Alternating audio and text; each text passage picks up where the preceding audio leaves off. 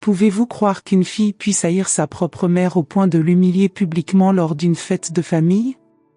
Je suis Clara, j'ai 69 ans, et jamais je n'aurais imaginé vivre assez longtemps pour voir le jour où ma propre fille me mépriserait à ce point. C'était un après-midi gris de novembre à Marseille, typique de l'automne dans le sud de la France. Le vent méditerranéen soufflait fort, apportant l'odeur salée de la mer tandis que je marchais dans les rues escarpées du quartier du Panier, portant un petit cadeau pour ma petite fille Sophie, qui fêtait ses 15 ans. Mes pas résonnaient sur les ruelles pavées, et chaque respiration formait un petit nuage dans l'air froid.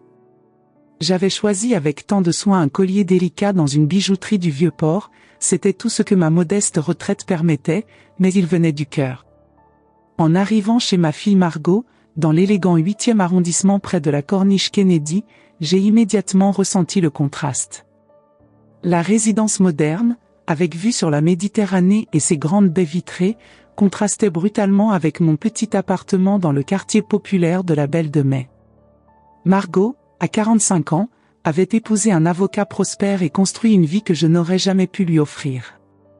Mais j'étais là par amour pour ma petite fille, pas par envie. La fête battait son plein. Des membres de la famille, des amis de l'école de Sophie, quelques collègues des parents. Je me sentais déplacée avec ma robe simple de chez Tati parmi tous ces vêtements de marque, mais j'essayais de sourire et de participer aux conversations. Sophie m'avait accueillie avec une étreinte affectueuse, elle avait toujours été douce avec moi, contrairement à sa mère.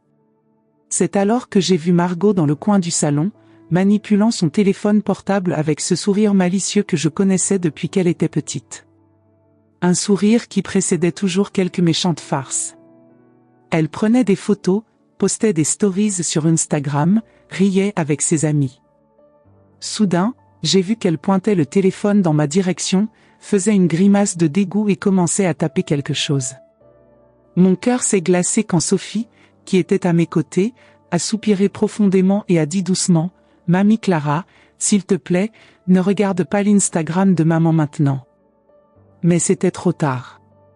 Ma curiosité et un terrible pressentiment m'ont fait prendre mon vieux téléphone et chercher le profil de ma fille. J'étais là, sur la photo. Mon visage fatigué, mes rides profondes, mes cheveux grisonnants un peu décoiffés par le vent méditerranéen. Et en dessous, la légende qui a déchiré mon cœur, son visage me dégoûte, certaines personnes vieillissent vraiment mal, dièse fête de famille #réalité crue. Le monde a tourné autour de moi. J'ai senti ma vue s'obscurcir un moment. Là était ma propre fille, la petite fille que j'avais portée dans mon ventre, que j'avais allaitée, que j'avais élevée seule après que son père nous ait abandonnés, exposant publiquement son dégoût pour moi. Les commentaires commençaient déjà à apparaître. « Mon Dieu, que c'est cruel, pauvre madame, c'est votre mère, quel manque de respect. » Mes mains tremblaient en tenant le téléphone. J'ai senti des larmes chaudes couler sur mon visage ridé. 45 ans dédiés à cette petite fille, travaillant dans 2 emplois comme femme de ménage pour payer ses études privées, ses beaux vêtements, ses voyages de vacances. 45 ans à être humiliée, méprisée, traitée comme un fardeau gênant. Et maintenant ceci, cette humiliation publique, devant toute la famille et les amis. Je me souvenais de chaque sacrifice, de chaque nuit blanche passée à travailler pour qu'elle puisse avoir tout ce qu'il y avait de mieux. De comment j'économisais sur mon propre déjeuner pour acheter les fournitures scolaires chères qu'elle exigeait. De comment je portais les mêmes vêtements pendant des années pour qu'elle puisse suivre la mode. Des heures supplémentaires que je faisais en cachette, nettoyant des bureaux la nuit après avoir déjà travaillé toute la journée, juste pour pouvoir lui acheter ce livre qu'elle voulait absolument ou ces chaussures que, toutes ses amies, avaient. Margot m'a vu regarder le téléphone et a souri avec une satisfaction cruelle. Elle s'est approchée, balançant ses cheveux blonds parfaitement coiffés, portant une robe qui coûtait plus que ma retraite de 3 mois. Ses ongles manicurés brillaient sous les lumières du salon, et ses bijoux étincelaient, tout cela payé par l'argent de son mari, bien sûr, car elle n'avait jamais vraiment travaillé de ses mains comme moi. « Ah, maman, tu as vu ? Je ne faisais qu'être honnête. Tu as vraiment besoin de mieux prendre soin de toi. Regarde-toi, quelle honte de devoir te présenter à mes amis comme ça. » Les mots sortaient de sa bouche comme des coups de poignard. Autour de nous, quelques membres de la famille commençaient à percevoir la tension. Ma sœur Marie s'approchait, inquiète. Mon beau-frère Paul détournait le regard, gêné. Sophie était visiblement mal à l'aise, partagée entre défendre sa grand-mère et ne pas défier sa mère. « Margot, comment peux-tu parler ainsi à ta propre mère ?» chuchotait Marie, indignée. « Vous ne comprenez pas ?» répondait Margot, haussant le ton. « Elle a toujours été comme ça. Elle m'a toujours fait honte. À l'école, quand elle venait me chercher celle du travail. Aux remises de diplôme, avec ses vêtements bon marché. Maintenant, à 69 ans, elle n'arrive même pas à s'arranger correctement pour une simple fête. C'est embarrassant. » Chaque mot était un coup de poignard. Je me souvenais de chaque humiliation silencieuse que j'avais endurée pour elle. Les regards de pitié des autres mères à la sortie de l'école quand j'arrivais directement du travail, encore en uniforme de ménage. Les fois où je restais dans ma voiture pendant les réunions de parents d'élèves parce que je n'avais pas de vêtements assez élégants pour me mélanger aux autres parents.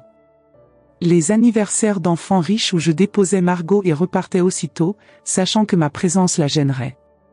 Un des amis de Margot, un homme élégant dans la cinquantaine, observait la scène avec un mélange de curiosité et de malaise. Je l'avais entendu plutôt parler de ses voyages en première classe et de sa nouvelle BMW. Il regardait maintenant cette vieille femme en robe simple et comprenait probablement d'où venait cette gêne que Margot ressentait. Le silence pesant s'installait dans la pièce. Tous nous regardaient. Certains avec pitié pour moi, d'autres avec gêne face à la situation. Quelques adolescents avaient arrêté leur conversation et observaient, leur téléphone toujours à la main, peut-être tentés de filmer cette scène dramatique pour leurs propres réseaux sociaux. Margot semblait satisfaite de l'effet causé, comme si elle avait enfin réussi à me remettre à ma place. Sophie s'est approchée de moi, ses jeunes yeux brillants de larmes retenues. « Mamie Clara, tu veux qu'on sorte prendre l'air ?» a-t-elle murmuré, essayant de me protéger de cette humiliation publique. Mais c'est alors que quelque chose en moi s'est brisé. Ou plutôt, s'est libéré. J'ai rangé le téléphone dans mon sac, essuyé les dernières larmes et regardé directement dans les yeux de ma fille. Pour la première fois en 45 ans, j'allais dire la vérité. La vérité complète. La vérité qu'elle ne s'attendrait jamais à entendre. « Margot », ai-je dit d'une voix ferme qui m'a surprise moi-même. « Tu veux parler de visages qui dégoûtent ? Alors je vais te raconter une histoire que tu n'as jamais su. Une histoire sur le visage le plus dégoûtant que j'ai jamais vu de ma vie. » Mes mots ont coupé l'air comme une lame. Le silence qui a suivi était différent, plus lourd, plus attentif. Même les adolescents avaient posé leur téléphone. Margot m'a regardé avec une expression que je ne lui avais jamais vue. Pour la première fois depuis des années, elle semblait incertaine, presque effrayée. Les lumières du salon paraissaient soudain plus vives, accentuant chaque ride de mon visage, mais aussi révélant quelque chose de nouveau dans mes yeux, une détermination que j'avais gardée enfouie pendant des décennies. Le moment était venu de libérer tous les secrets que j'avais portés, toutes les vérités que j'avais cachées pour protéger cette fille ingrate. Et je savais que ce que j'allais révéler changerait notre relation à jamais. Attendez de découvrir quelle fut la réponse dévastatrice que j'ai donnée à ma fille ingrate. Ce que j'ai révélé l'a fait trembler et pâlir devant toute la famille. La vérité que j'ai gardée pendant 45 ans a enfin éclaté, et ce qui s'est passé ensuite a changé notre relation pour toujours. Ne ratez pas les prochains chapitres, vous n'allez pas croire ce qu'elle a découvert sur son propre passé. Le silence dans le salon était assourdissant. Tous les regards étaient fixés sur moi, attendant ce que j'allais dire. Margot me regardait avec cet air de supériorité, comme s'il ne s'agissait que d'un de mes drames de « vieille dramatique », comme elle avait l'habitude de m'appeler. Je pouvais sentir mon cœur battre si fort que j'étais sûr que tout le monde l'entendait. Mes mains tremblaient légèrement, mais pour la première fois depuis des décennies, ce n'était pas de peur ou de tristesse, c'était d'une rage froide et déterminée qui montait du plus profond de mon être. 45 ans de silence, 45 ans de secrets gardés pour protéger cette fille ingrate, tout allait enfin sortir. Tu veux parler de visages dégoûtants, Margot ? Alors je vais te raconter le visage le plus dégoûtant que j'ai jamais vu de ma vie. C'était le visage de ton père, Henri Dubois, quand je l'ai trouvé dans le lit avec ma meilleure amie, 3 jours après ta naissance. La couleur a disparu du visage de Margot comme si on avait tiré un rideau. Elle avait toujours su que son père l'avait abandonnée, mais jamais elle n'avait connu les détails. J'avais gardé ce secret pendant 45 ans, la protégeant de la vérité brutale. Ses amis élégants, qui quelques minutes auparavant ricanaient de mon apparence, étaient maintenant silencieux, mal à l'aise d'être témoins de quelque chose d'aussi intime et douloureux. Je venais de te mettre au monde, après un accouchement de 18 heures. Mon corps était détruit, je pouvais à peine marcher. Je suis rentrée plus tôt de l'hôpital parce que tu avais de la fièvre et j'étais désespérée. Et là il était, l'homme qui avait juré de m'aimer dans la joie et la tristesse, dans le lit que nous avions acheté ensemble, avec Sylvie, mon amie depuis l'enfance. Je me suis arrêtée un moment, laissant les mots pénétrer. Sophie s'était rapprochée de sa mère, inquiète, ne comprenant pas entièrement ce qui se passait mais sentant l'énormité du moment. Pierre, le mari de Margot, avait posé sa coupe de champagne et nous regardait avec une attention totale, réalisant probablement qu'il était en train d'apprendre des choses sur sa belle famille qu'il n'avait jamais soupçonnées. « Sylvie » murmura Margot, la voix tremblante. Elle se souvenait de cette femme, la « tante Sylvie », qui avait disparu de nos vies quand elle était petite, sans explication. « Oui, Sylvie. Ta marraine. Celle qui t'avait tenue dans ses bras quand tu étais bébé, qui t'avait acheté tes premiers jouets, qui prétendait m'aimer comme une sœur. » Ma voix devenait plus dure à chaque mot. Elle était là, nue dans mon lit conjugal, avec ton père, 3 jours seulement après que j'ai failli mourir en te donnant la vie. Margot s'est assise lourdement sur une chaise, son arrogance disparaissant rapidement. Ses mains parfaitement manucurées tremblaient maintenant, et ses bijoux coûteux semblaient soudain déplacés dans ce moment de vérité brute. Le visage de ton père quand il m'a vu, mon Dieu, Margot. Ce n'était pas de la honte, ce n'était pas du remords. C'était du dégoût. Du dégoût pour moi, qui venait de donner naissance à sa fille. Il a regardé mon corps encore gonflé, mon visage fatigué, et il a dit exactement ces mots, « Clara, tu es horrible. Je ne peux plus te toucher. Sylvie me donne ce que tu ne peux plus me donner. » Les larmes commençaient à rouler sur le visage de Margot. Pour la première fois en décennies, j'ai vu de la vulnérabilité dans ses yeux. Mais je n'avais pas fini. Il y avait tellement plus qu'elle devait savoir. Tu sais ce qu'il a fait ensuite? Il a ri. Il a regardé mon corps postpartum, mes vergetures, mes seins gonflés de lait, et il a ri avec Sylvie. Ils ont ri de moi, Margot. De la femme qui venait de risquer sa vie pour donner naissance à son enfant. Marie était maintenant en train de pleurer ouvertement. Paul tenait la main de sa femme, visiblement ému. Les autres invités restaient en silence respectueux, réalisant qu'il assistait à quelque chose de profond et douloureux. Même les adolescents, qui quelques minutes avant étaient absorbés par leur téléphone, écoutaient avec une attention totale. Il est parti de la maison ce même jour, te laissant avec 3 jours de vie et une mère qui pouvait à peine tenir debout. Sylvie venait de terminer ses études de droit, elle avait de l'argent, elle avait un corps qui n'avait pas été marqué par la grossesse. Elle pouvait lui offrir ce qu'il voulait, le statut, la beauté, la facilité. J'ai fait une pause, regardant autour de moi tous ces visages attentifs. Pour la première fois de ma vie, j'avais un public captivé, et paradoxalement, c'était pour raconter les moments les plus douloureux de mon existence. Mais ce n'était pas tout, Margot.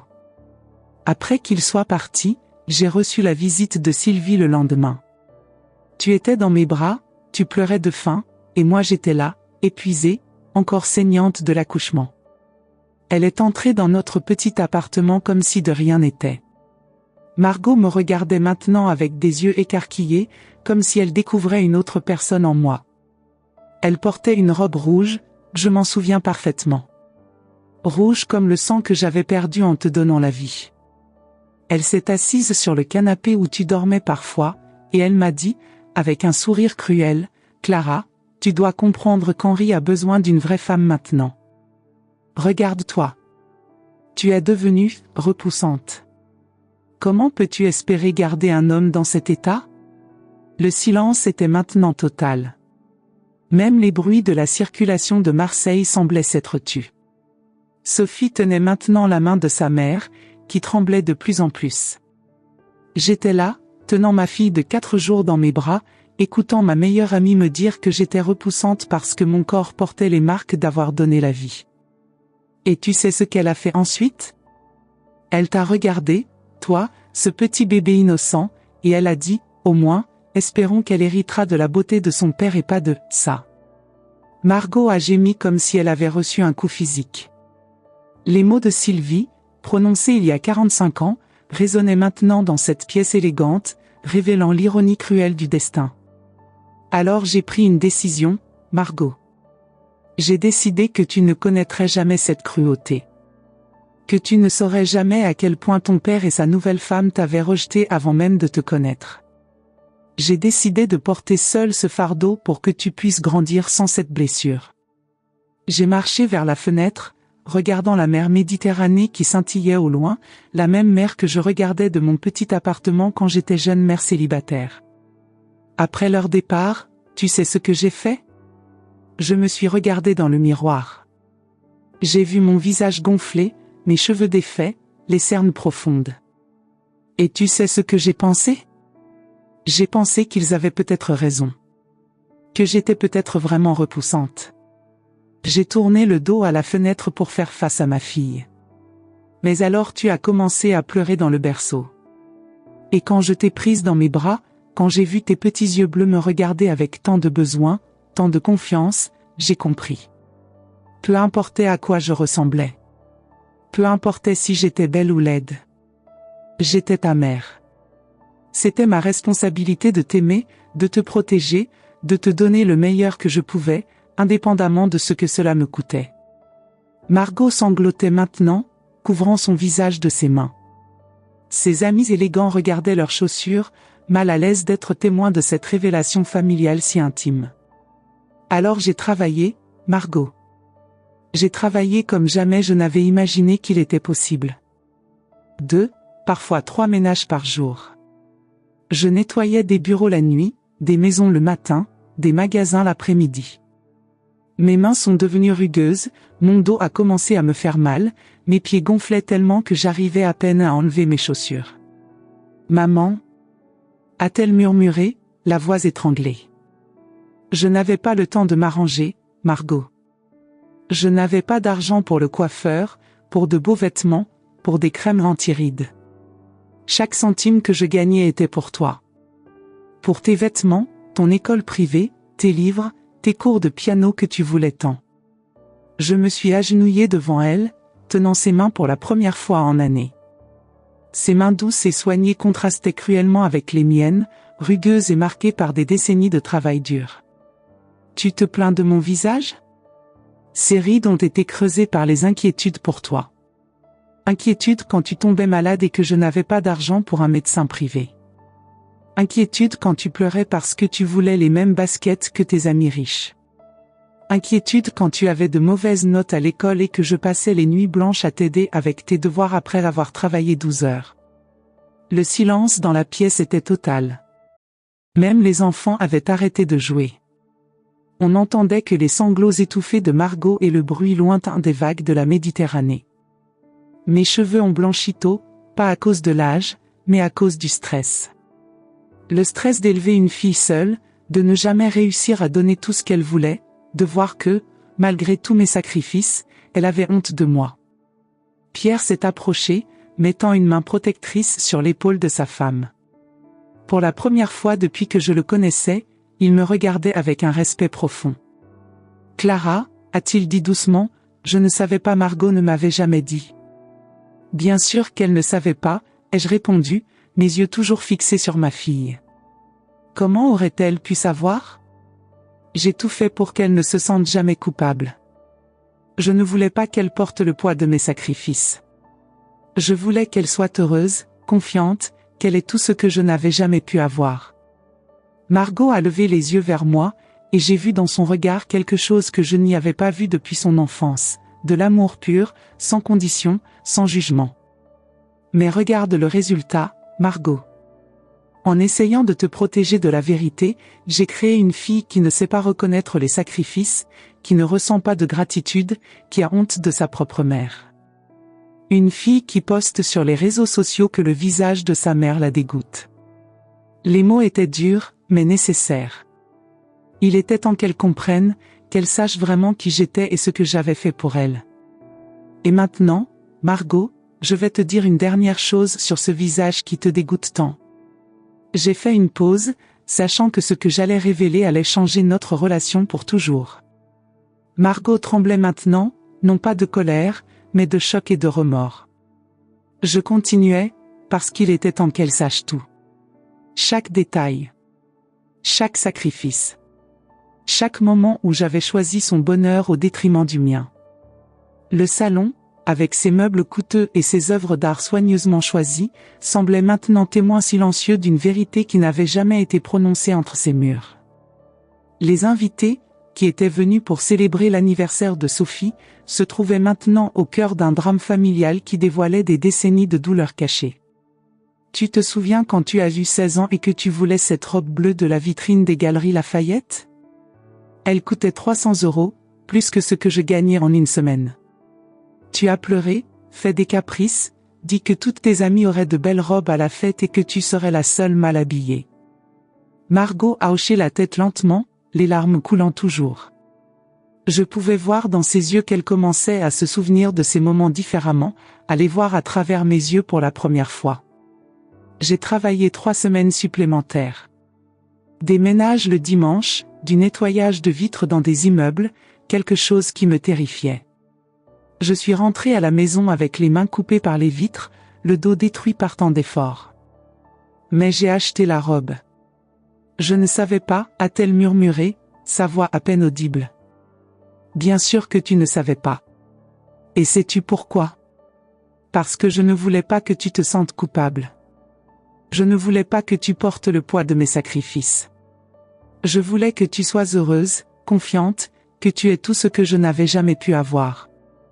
J'ai fait une pause, regardant autour de moi tous ces visages attentifs. Sophie, ma petite fille, me regardait avec des yeux brillants de larmes, commençant probablement à comprendre pourquoi sa grand-mère avait toujours l'air si fatiguée lors des visites. Pierre semblait réaliser pour la première fois l'ampleur des sacrifices que j'avais faits pour sa belle famille. Mais cette robe n'était qu'un exemple parmi tant d'autres, Margot. Te souviens-tu de tes cours de piano? Tu avais 8 ans et tu entendais ta copine Amélie jouer du Chopin.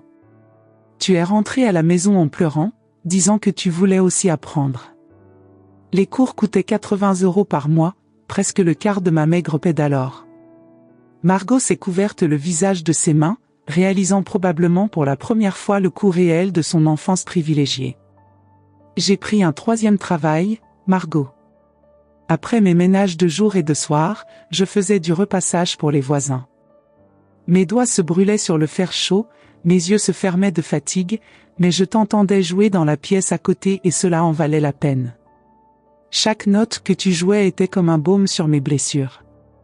Marie, ma sœur, s'est approchée et a posé sa main sur mon épaule. Elle se souvenait de cette époque, elle avait vu mes luttes de près. Tu te souviens de ce concert de fin d'année à l'école de musique, ai-je continué. Tu portais cette belle robe blanche que nous avions achetée spécialement. Tous les autres parents étaient en tenues élégantes, et moi j'étais au fond de la salle avec mon uniforme de travail parce que je venais directement du bureau que je nettoyais. La voix m'a manqué un moment. Ce souvenir était particulièrement douloureux. Tu as joué merveilleusement ce soir-là. Clair de lune de Debussy. J'étais si fière que mon cœur allait exploser. Mais quand tu as terminé et que tu as regardé dans la salle, tu m'as vu et ton sourire s'est effacé. Tu avais honte de moi, même ce soir-là, le soir de ton triomphe. Margot sanglotait maintenant ouvertement, ses épaules secouées par des spasmes de regret. Après le concert, tous les autres enfants présentaient leurs parents. Toi, tu as fait semblant de ne pas me voir et tu es parti avec la famille d'Amélie. Je suis rentrée seule à la maison, et j'ai pleuré toute la nuit. Pas parce que j'étais blessée, mais parce que je réalisais que malgré tous mes efforts, je ne serais jamais assez bien pour toi. Pierre s'est approché de nous, visiblement ému. Clara, pourquoi ne nous avez-vous jamais dit? Que pouvais-je dire, Pierre? Que votre femme avait honte de moi depuis qu'elle était enfant. Que malgré tout ce que j'avais fait pour elle, elle ne pouvait pas supporter d'être associée à moi en public? J'ai marché vers la fenêtre, regardant la mer Méditerranée qui s'étendait à l'infini. Cette même mer que je regardais depuis mon petit appartement quand Margot était petite, rêvant d'un jour où nous pourrions être heureux ensemble. Mais les sacrifices financiers n'étaient rien comparés aux sacrifices émotionnels, Margot. Te souviens-tu de Marc? Margot a levé les yeux, surprise. Marc était un nom qu'elle n'avait probablement pas entendu depuis des années. Marc était un homme bien. Un veuf avec 2 enfants, qui travaillait comme mécanicien. Il m'aimait sincèrement, malgré mes mains rugueuses et mes vêtements simples. Il voulait m'épouser, nous donner une vraie famille. Tu avais 12 ans à l'époque. Le silence dans la pièce était total. Même les bruits de la circulation marseillaise semblaient s'être tus. Il venait souvent à la maison. Il t'aidait avec tes devoirs de mathématiques, il réparait les choses qui se cassaient. Il était patient, gentil, et il m'aimait malgré tout ce que la vie avait fait de moi. J'ai fait une pause, me souvenant de cet homme bon qui aurait pu changer nos vies. Mais tu ne le supportais pas. Tu lui faisais des scènes terribles. Tu criais que ce n'était pas ton père, que tu ne voulais pas de lui dans notre maison. Tu menaçais de fuguer si je l'épousais. Un soir, tu m'as dit, « Maman, si tu l'épouses, je ne te parlerai plus jamais. Je préfère qu'on reste seul plutôt que d'avoir ce pauvre comme père. » Margot était maintenant pâle comme un linge. Sophie la regardait avec des yeux écarquillés, découvrant une grand-mère qu'elle ne connaissait pas. Alors j'ai fait un choix, Margot. J'ai choisi ton bonheur plutôt que le mien. J'ai dit à Marc que nous ne pouvions pas nous marier. Je lui ai brisé le cœur pour protéger le tien. Il est parti, et je ne l'ai jamais revu. Les larmes coulaient maintenant librement sur mon visage, mais je continuais. Il fallait qu'elle sache tout. Pendant les 15 années qui ont suivi, j'ai été seule. Complètement seule. Pas de compagnon, pas de soutien, personne pour partager mes inquiétudes ou mes joies. Parce que chaque fois qu'un homme s'intéressait à moi, je pensais à toi, à ta réaction, à ton bonheur. Marie pleurait maintenant aussi, se souvenant sans doute de Marc et de tous les autres hommes bien que j'avais écartés de ma vie. Et quand tu as grandi, quand tu as commencé à sortir avec des garçons, tu me demandais des conseils sur l'amour. Moi, qui avais renoncé à l'amour pour toi, je t'aidais à préparer tes rendez-vous, je t'écoutais parler de tes chagrins de cœur. Et jamais, jamais tu n'as pensé à demander pourquoi moi, ta mère, je n'avais personne. Margot s'est levée difficilement, comme si le poids de la révélation l'avait blessée physiquement. Elle s'est approchée de moi, ses jambes tremblantes. Maman, je ne savais pas. Vous ne m'avez jamais dit. Et pourquoi l'aurais-je dit, ai-je répondu, ma voix plus forte maintenant. C'était ma responsabilité comme mère de protéger ton enfance, pas de la charger de mes problèmes. Mais regarde ce que cela a donné. J'ai créé une fille qui ne sait pas reconnaître les sacrifices, qui ne ressent pas de gratitude, qui a honte de sa propre mère. Pierre s'est approché, mettant une main sur l'épaule de sa femme. Margot, Clara a raison. Tu es allé trop loin aujourd'hui. Je n'ai pas besoin de ton approbation, Pierre, ai-je répondu sèchement. J'ai besoin que ma fille comprenne quelque chose de très important. Je suis revenu vers elle, m'arrêtant juste devant elle. Ce visage qui te dégoûte, Margot, c'est le visage d'une femme qui t'a aimé plus qu'elle ne s'est aimée elle-même. C'est le visage de quelqu'un qui a renoncé à ses rêves, à ses relations, à ses chances d'être heureuse, tout pour que tu puisses avoir une vie meilleure. J'ai pris mon téléphone et j'ai ouvert à nouveau son Instagram. Tu veux poster sur les visages dégoûtants? Alors regarde bien cette photo. Regarde ses rides. Chacune a une histoire d'amour pour toi. Regarde ses cheveux blancs. Chaque mèche a blanchi d'inquiétude pour ton bien-être. Regarde ces mains rugueuses. Elles ont travaillé sans relâche pour que les tiennes puissent rester douces. Margot sanglotait maintenant, un pleur profond qui semblait venir de décennies de culpabilité réprimée. Mais il y a autre chose que tu dois savoir, Margot. Quelque chose sur ton comportement qui me fait mal depuis des années. Elle m'a regardée, effrayée de ce qui allait encore venir. Quand tu as rencontré Pierre, quand vous avez commencé à sortir ensemble, tu m'as demandé de ne pas venir au restaurant où vous alliez dîner avec ses parents. Tu m'as dit que ce serait gênant pour tout le monde. Pierre a pâli, réalisant probablement qu'il ne connaissait pas cette partie de l'histoire. J'ai accepté, comme toujours. Mais sais-tu ce que j'ai fait ce soir-là? Je me suis habillée avec mes plus beaux vêtements, qui étaient toujours simples, et je suis allée au restaurant. Pas pour vous déranger, mais pour vous voir de loin. Pour voir ma fille avec l'homme qu'elle aimait. Le silence était maintenant oppressant. Tous les invités nous regardaient, complètement absorbés par cette révélation familiale douloureuse.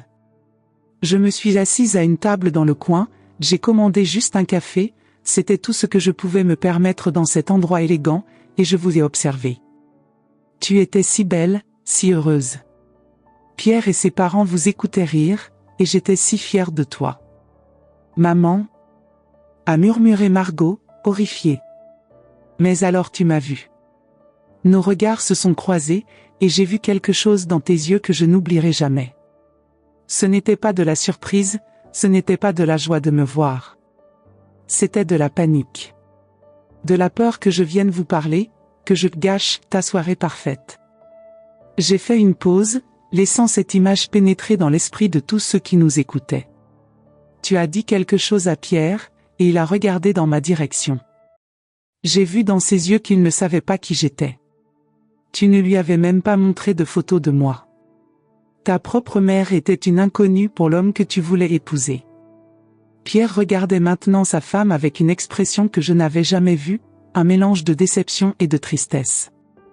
J'ai fini mon café en vitesse et je suis partie. Mais avant de partir, j'ai entendu la mère de Pierre demander, qui était cette dame qui nous regardait? Et tu as répondu, je ne sais pas, probablement juste une vieille dame curieuse.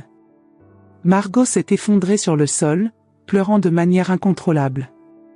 Sophie a couru pour la consoler, elle aussi en larmes. Ta propre mère était devenue juste une vieille dame curieuse pour toi. Ce soir-là, en rentrant chez moi, j'ai compris que j'avais échoué. Pas comme mère, j'avais donné tout ce que j'avais, mais comme être humain. J'avais élevé quelqu'un incapable de reconnaissance, incapable d'amour inconditionnel. Je me suis agenouillée à côté d'elle encore une fois, cette fois pour la consoler malgré tout. Pendant ces mois depuis votre mariage, sais-tu quel a été mon plus grand regret? Ce n'était pas de vieillir seule. C'était de savoir que ma fille avait honte de moi. C'était de me demander si tous mes sacrifices avaient servi à quelque chose. Maman, s'il te plaît, pardonne-moi, a-t-elle supplié, tenant mes mains. J'ai été une fille horrible. Je ne mérite pas ton amour. Margot, écoute bien ce que je vais te dire, ai-je dit, essuyant ses larmes avec tendresse. Je t'aime depuis le premier moment où je t'ai tenue dans mes bras. Rien de ce que tu fais ne peut changer cela. Même pas cette humiliation d'aujourd'hui. Elle m'a serré dans ses bras avec force, comme elle ne l'avait pas fait depuis qu'elle était enfant. Mais tu dois comprendre des choses importantes. D'abord, la beauté n'est pas seulement ce qu'on voit dans le miroir. La beauté est dans les sacrifices que nous faisons par amour, dans la force que nous trouvons pour continuer quand tout semble perdu, dans la capacité d'aimer inconditionnellement. Je me suis levée lentement, aidée par Pierre et Sophie. Deuxièmement, ne jamais, jamais, avoir honte de qui t'a donné la vie. Peu importe si cette personne est riche ou pauvre, jeune ou vieille, belle ou marquée par le temps. Si elle t'a aimé, si elle s'est sacrifiée pour toi, elle mérite ta gratitude et ton respect. J'ai marché vers mon téléphone et j'ai supprimé l'application Instagram de mon compte. Et troisièmement, les réseaux sociaux ne sont pas un endroit pour humilier la famille. Ce sont des outils de connexion, pas de destruction. Si tu as quelque chose à me dire, dis-le personnellement, avec respect et amour. Margot s'est levée, tremblant encore, et a marché vers moi. Maman, je vais prendre soin de toi. Je vais être à tes côtés. Je vais être la fille que tu as toujours méritée. Je ne veux pas de ta pitié, Margot. Je veux ton amour sincère. Je veux que tu comprennes que chaque ride sur mon visage raconte une histoire d'amour pour toi. Je veux que tu sois fière de moi, non pas pour ce que j'ai, mais pour ce que je suis. Elle a hoché la tête, tenant ma main. À partir d'aujourd'hui, je vais poster sur toi sur Instagram, oui. Mais je vais poster sur combien je suis reconnaissante d'avoir une mère qui m'a tant aimée. Je vais raconter tes sacrifices, ta force, comment tu es la plus belle femme que je connaisse, belle à l'intérieur et à l'extérieur. J'ai souri pour la première fois de cet après-midi terrible. Et sais-tu quelque chose, Margot? Peut-être que le temps qui me reste nous permettra d'avoir la meilleure relation que nous ayons jamais eue. Peut-être que maintenant, enfin, nous pourrons être vraiment mère et fille. Mais je n'avais pas fini. Il y avait une dernière vérité qu'elle devait connaître. Une vérité qui changerait tout. Margot, il y a une dernière chose que tu dois savoir. Quelque chose que je n'ai jamais eu le courage de te dire, mais qu'après ce qui s'est passé aujourd'hui, je pense qu'il est temps que tu découvres. Tous dans le salon prêtaient une attention maximale. Margot me regardait avec un mélange de peur et de curiosité. L'atmosphère était si tendue qu'on aurait pu entendre tomber une épingle. Les rayons du soleil de fin d'après-midi filtraient à travers les grandes baies vitrées, créant des jeux d'ombre et de lumière qui semblaient danser sur nos visages marqués par l'émotion. Il y a 6 mois, je suis allée chez le médecin parce que je ressentais beaucoup de douleur dans le dos. Je pensais que c'était juste les années de travail difficiles qui me faisaient payer le prix. Mais les examens ont révélé quelque chose de plus grave. Sophie a serré ma main plus fort. Marie s'est approchée, pressentant ce qui allait venir. Le silence était maintenant si profond que même les bruits de la circulation marseillaise semblaient s'être tus, comme si la ville entière retenait son souffle. J'ai un cancer de la colonne vertébrale, Margot. Les médecins m'ont donné entre 6 mois et 2 ans de vie, selon la façon dont mon corps répondra au traitement.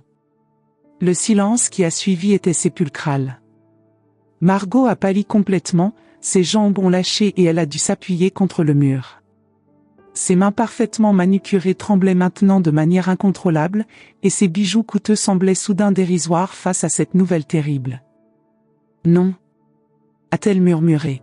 « Ce ne peut pas être vrai. Je fais de la chimiothérapie depuis 4 mois. C'est pour cela que mes cheveux sont plus clairsemés, pour cela que j'ai tellement maigri. Ce n'est pas un manque de soin de moi-même, comme tu le pensais. C'est mon corps qui lutte contre une maladie qui peut m'emporter bientôt. » Les mots sont sortis de ma bouche avec une clarté surprenante, comme si j'avais répété cette révélation pendant des mois. En réalité, c'était la première fois que je prononçais ces mots à voix haute devant ma famille. Mes médecins les connaissaient, mes infirmières les connaissaient, mais ma propre fille découvrait seulement maintenant que sa mère était en train de mourir. Margot s'est effondrée au sol, pleurant de manière incontrôlée. Sophie a couru pour la consoler, elle aussi en larmes. Pierre s'est agenouillé à côté de sa femme, son visage habituellement calme maintenant déformé par le choc et la culpabilité. « Pourquoi ne me l'avez-vous pas dit ?» a réussi à demander Margot entre les sanglots. « Pourquoi ? Pour que tu viennes me rendre visite par pitié ? Pour que tu fasses semblant de m'aimer juste parce que je suis en train de mourir ? Non, Margot. Je voulais que tu m'aimes pour ce que j'ai toujours été, pas pour ce que je suis en train de devenir. » Je me suis agenouillée à côté d'elle encore une fois, cette fois pour la consoler malgré la douleur que ces mots m'avaient causée plus tôt. Pendant ces mois de traitement, sais-tu quelle était ma plus grande peur ? Ce n'était pas de mourir. C'était de mourir en sachant que ma fille avait honte de moi. C'était de quitter ce monde en laissant cette rancœur entre nous. Les larmes coulaient maintenant librement sur mon visage aussi.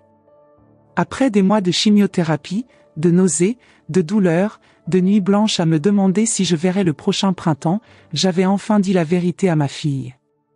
Chaque séance de chimiothérapie, Margot, je m'asseyais dans cette chaise froide de l'hôpital, avec une aiguille dans le bras, et je pensais à toi. Je me demandais si tu pleurerais à mes funérailles ou si tu serais juste soulagé de ne plus avoir à t'embarrasser de moi. Pierre avait maintenant les larmes aux yeux.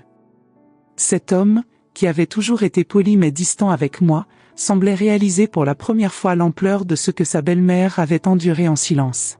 « Clara » a-t-il dit d'une voix étranglée, « pourquoi ne nous avez-vous rien dit ? Nous aurions pu vous aider, vous accompagner. » « M'accompagner où, Pierre ? Aux séances de chimiothérapie ? Pour regarder cette vieille femme dont votre femme a honte se faire empoisonner lentement dans l'espoir de gagner quelques mois de vie ? Mes mots étaient durs, mais ils reflétaient la réalité de ma solitude. Pendant 4 mois, j'avais affronté cette maladie seule, comme j'avais affronté la plupart des difficultés de ma vie.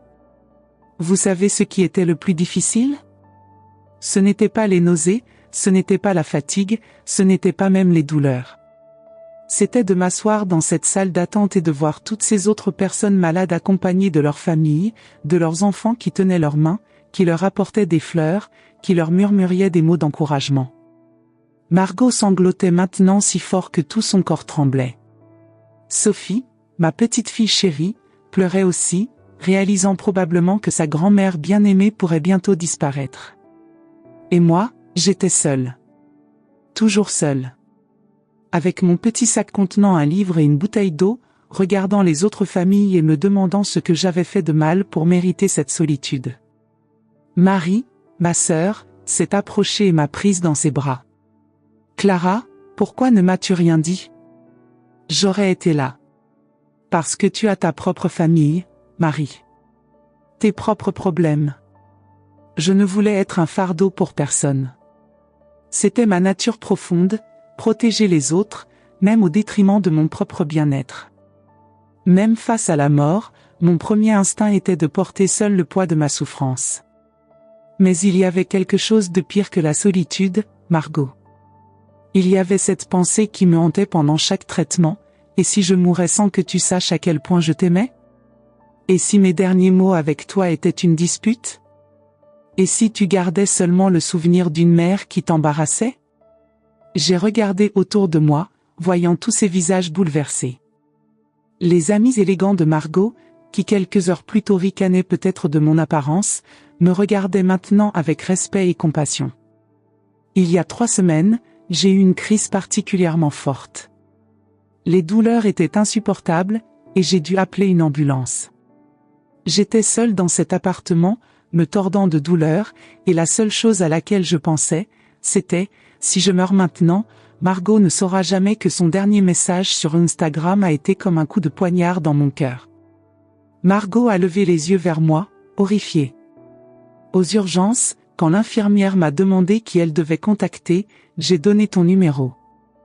Mais ensuite, j'ai réalisé que si tu venais, ce serait par obligation, pas par amour.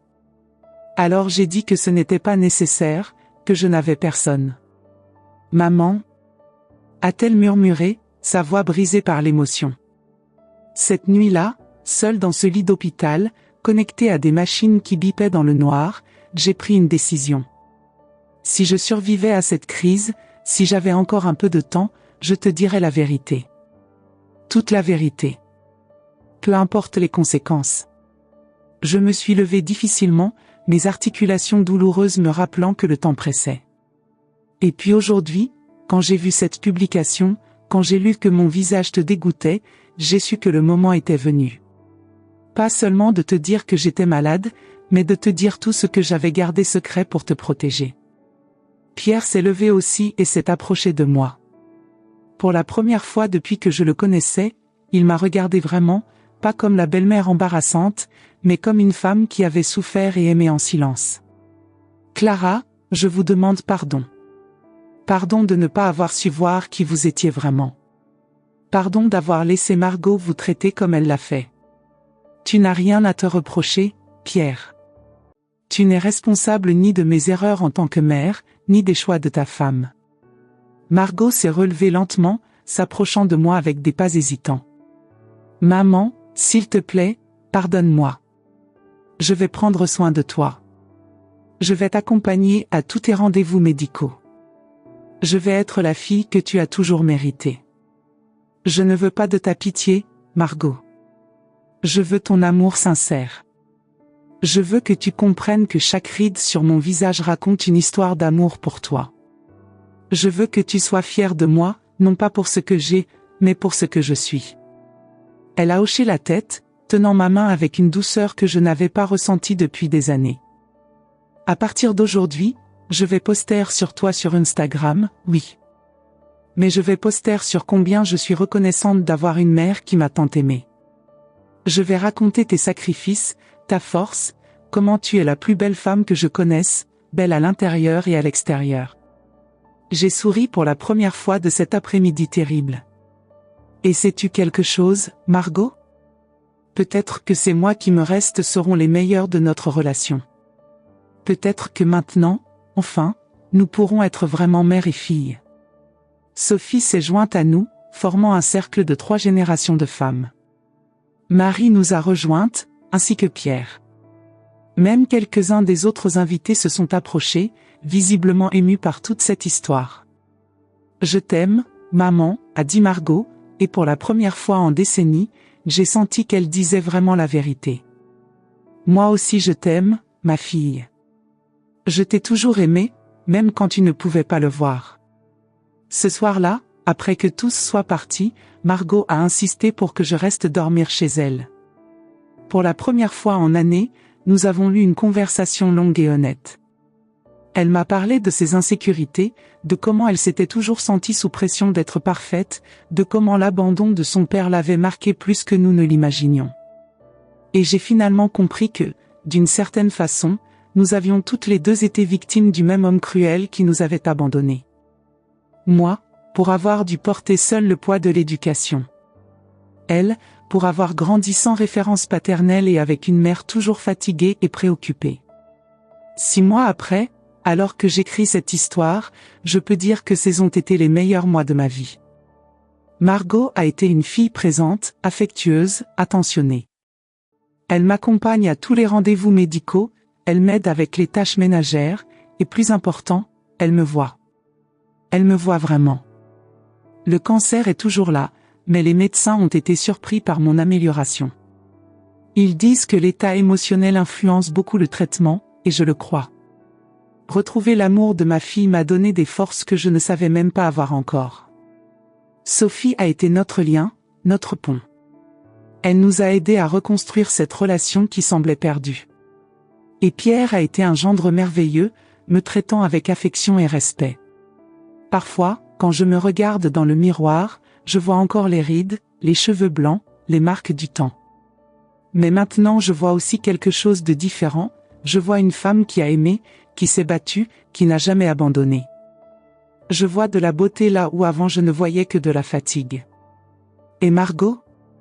Elle a supprimé cette publication cruelle, à la place, a publié un bel hommage pour moi à la fête des mères, racontant une partie de notre histoire et s'excusant publiquement pour ce qu'elle avait fait. Les commentaires ont tous été de soutien et d'affection. La leçon qui reste est simple, mais profonde, ne jugez jamais quelqu'un par son apparence. Derrière chaque visage fatigué, il peut y avoir une histoire d'amour et de sacrifice que vous n'imaginez même pas. Et ne jamais, jamais, humilier celui qui vous a donné la vie. Parce que quand cette personne partira, vous n'aurez aucun moyen de demander pardon. Aujourd'hui, quand Margot me regarde, je vois de l'amour dans ses yeux. Et quand elle poste mes photos sur les réseaux sociaux, c'est toujours avec des légendes affectueuses, racontant combien elle est fière d'être ma fille. Après tout, le plus beau visage du monde est celui qui nous regarde avec un amour véritable. Et grâce à Dieu, j'ai finalement trouvé ce regard chez ma propre fille. Il y a 2 semaines, Margot m'a surprise avec une proposition que je n'aurais jamais imaginée. Elle voulait organiser une grande fête pour mes 70 ans, en invitant tous ceux qui m'avaient connu au fil des années. Au début, j'ai hésité, me souvenant de toutes les fois où elle avait eu honte de moi en public. Mais elle a insisté, « Maman, je veux que le monde entier sache qui tu es vraiment. Je veux célébrer la femme la plus forte que je connaisse. » Cette fête a eu lieu la semaine dernière. Margot avait invité mes anciennes collègues de ménage, les familles pour qui j'avais travaillé, mes voisins, et même Marc. Oui, elle avait retrouvé Marc et l'avait invité. Quand je l'ai vu entrer dans la salle, mes jambes ont faibli. Il avait 75 ans maintenant, les cheveux complètement blancs, mais ses yeux avaient la même douceur qu'il y a 30 ans. Margot nous a laissés seuls quelques minutes. Clara, a-t-il dit simplement, je n'ai jamais cessé de penser à toi. Nous avons parlé longtemps cette soirée-là. Il m'a dit qu'il avait compris pourquoi j'avais choisi ma fille plutôt que lui, et qu'il m'avait toujours respecté pour cela. Il ne s'était jamais remarié, gardant dans son cœur l'amour d'une femme qui avait choisi l'amour maternel avant l'amour romantique. Aujourd'hui, Marc me rend visite régulièrement. Pas comme un prétendant, nous savons tous les deux qu'il est trop tard pour cela, mais comme un ami cher qui comprend mes sacrifices. Margot l'a accepté avec joie, réalisant enfin la profondeur de ce que j'avais perdu pour elle. Le cancer progresse, c'est vrai. Certains jours sont plus difficiles que d'autres. Mais je ne suis plus seule. Ma fille est devenue la femme que j'avais toujours espéré qu'elle soit, aimante, reconnaissante, fière de ses origines. Elle a même commencé à travailler comme bénévole dans un refuge pour femmes seules avec enfants, comprenant enfin les difficultés que j'avais traversées. Je veux aider d'autres mères comme toi, maman, m'a-t-elle dit. Hier, elle m'a montré une nouvelle publication Instagram, une photo de nous deux, main dans la main, avec cette légende, le plus beau visage de ma vie. Celui de ma mère, Clara. Chaque ride raconte une histoire d'amour pour moi. Je suis fière d'être sa fille. Les commentaires étaient remplis de cœurs et de messages d'amour. Mais le plus beau commentaire était le sien, en réponse à une question d'une suivante, « Comment pouvez-vous être si belle à votre âge ?» Sa réponse, « Elle est belle parce qu'elle a aimé toute sa vie sans compter. » La vraie beauté vient de l'amour qu'on donne, pas de ce qu'on reçoit. Cette histoire que je viens de partager avec vous n'est pas seulement la mienne, c'est l'histoire de toute une génération qui a tout donné en silence. Une génération qui connaît le poids de la responsabilité, le goût amer de l'ingratitude et la force qui naît de la nécessité. Combien d'entre vous, en ce moment précis, écoutent ces mots avec une boule dans la gorge? Combien se reconnaissent dans cette femme qui a travaillé jusqu'à ce que ses mains saignent, qui a mangé moins pour que ses enfants puissent manger plus, qui a retenu ses larmes pour ne inquiéter personne? Je sais qu'il y a des mères ici qui ont déjà ressenti ce vide glacial dans la poitrine quand leur enfant a fait semblant de ne pas les connaître en public. Je sais qu'il y a des pères qui attendent encore un appel qui ne vient jamais, une reconnaissance qui semble impossible. Je connais cette douleur parce que je l'ai vécue pendant des décennies. Vous êtes-vous déjà demandé combien de fois vous avez pardonné en silence? Combien d'humiliations avalées avec un sourire forcé? Combien de nuits blanches à vous questionner où vous aviez échoué, ce que vous auriez pu faire différemment? Mais laissez-moi vous dire quelque chose que j'ai appris trop tard, notre douleur n'est pas un défaut. C'est la preuve de notre amour. Chaque sacrifice que nous avons fait, même non reconnu, a façonné des personnes. Peut-être pas de la façon que nous espérions, mais il les a façonnés. Il y a une vérité crue que nous devons affronter, tout amour n'est pas immédiatement partagé. Parfois, il faut une crise, une révélation choquante, ou même la proximité de la mort pour qu'il voie qui nous sommes vraiment. Et c'est acceptable. L'amour véritable n'a pas de date d'expiration. Vous qui m'écoutez et ressentez encore cette blessure ouverte dans le cœur, n'abandonnez pas. Ne laissez pas l'amertume prendre possession du temps qui vous reste. Parce que s'il y a une chose que j'ai découverte, c'est que le pardon libère d'abord celui qui pardonne. Peut-être que vos enfants ne reconnaîtront jamais tout ce que vous avez fait. Peut-être ne s'excuseront-ils jamais pour les mots cruels, les regards de honte, la distance construite au fil des ans. Mais cela ne diminue en rien la valeur de ce que vous êtes. Chacun de vous porte en lui une histoire de résistance qui mérite d'être racontée. Chaque ride est un chapitre de courage. Chaque cheveu blanc est une page de sagesse conquise dans la douleur. Vous êtes des bibliothèques vivantes d'amour inconditionnel. Et pour ceux qui ont encore du temps, qui peuvent encore changer le cours de l'histoire, n'attendez pas une crise pour dire la vérité. Ne gardez pas de secrets douloureux en pensant que vous protégez. Parfois, la protection excessive crée exactement ce que nous voulons éviter. Maintenant, regardez vos propres vies et dites-moi, si vous étiez à ma place, pourriez-vous trouver la force de pardonner après tant de souffrance? Croyez-vous que les gens peuvent vraiment changer? Que les relations brisées peuvent être reconstruites? Plus important encore, quel secret portez-vous qui pourrait libérer quelqu'un que vous aimez? Quelle vérité non dite pourrait transformer une relation? Laissez ici vos histoires, non pas comme des lamentations, mais comme des phares pour d'autres qui naviguent dans la même mer houleuse. Racontez-moi ce moment où vous vous êtes senti invisible, ce sacrifice que personne n'a vu, cette larme que personne n'a essuyée. Mais racontez aussi les petits miracles. Le petit-fils qui court encore dans vos bras. La fille qui a finalement dit « merci ». Le pardon qui est arrivé quand vous vous y attendiez le moins. Parce qu'il y a des gens ici qui sont sur le point d'abandonner, qui croient qu'il est trop tard pour tout changement. Et peut-être que votre histoire est exactement ce que quelqu'un a besoin d'entendre pour trouver l'espoir. Si cette histoire vous a fait pleurer, c'est parce qu'elle a touché quelque chose de vrai en vous. Si elle vous a fait réfléchir sur vos propres familles, c'est qu'il y a quelque chose à guérir. Si elle vous a fait penser à quelqu'un que vous aimez, c'est peut-être le moment d'une conversation en suspens. Abonnez-vous à la chaîne parce qu'ensemble nous sommes plus forts. Parce que nos histoires, quand elles sont partagées, cessent d'être des fardeaux solitaires et deviennent des ponts de compréhension. Parce qu'il y a du pouvoir à savoir que nous ne sommes pas seuls dans ce voyage. Au final, nous sommes tous ici pour un temps limité. La question n'est pas de savoir si nous serons rappelés, mais comment. Ce n'est pas si nous avons été parfaits, mais si nous avons vraiment aimé. Et vous, qui m'écoutez maintenant, vous avez aimé. Même quand cela faisait mal, même quand ce n'était pas rendu, vous avez aimé. Et cela, en soi, fait déjà de vous des personnes extraordinaires.